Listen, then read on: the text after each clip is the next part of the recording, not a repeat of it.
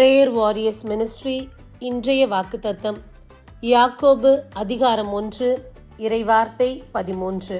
சோதனை வரும்போது இச்சோதனை கடவுளிடமிருந்து வருகிறது என்று யாரும் சொல்லக்கூடாது.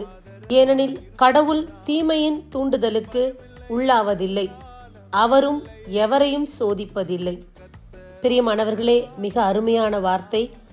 நம்மில் பலர் இப்படித்தான் சொல்கின்றோம், இந்த சோதனை எனக்கு கடவுள்தான் கொடுத்திருக்கின்றார், அவர்தான் என்னை சோதிக்கிறார் என்று. இந்த வார்த்தை நமக்கு அழகாக சொல்லுகின்றது, தேவன் நம்மை சோதிப்பதில்லை, அவரும் எந்தவித தூண்டுதலுக்கு உள்ளாவதில்லை என்று ஆண்டவர் குறிப்பிடுகின்றார். ஆகையால் நாம் சோதிக்கப்படுவது பல நேரங்களில் நம்முடைய செயல்களால் தான், மற்றபடி இறைவன் நம்மை சோதிப்பது கிடையாது. அவர் நன்மையே உருவானவர், இரக்கமே உருவானவர். நம்மிடம் ஒவ்வொரு நாளும் தம்முடைய அன்பை நிறைவாய் அவர் பொழிந்து கொண்டிருக்கின்றார். இனி வரக்கூடிய நாட்களில் நம்முடைய செயல்களிலும் நம்முடைய நடத்தையிலும் கவனமாயிருப்போம்.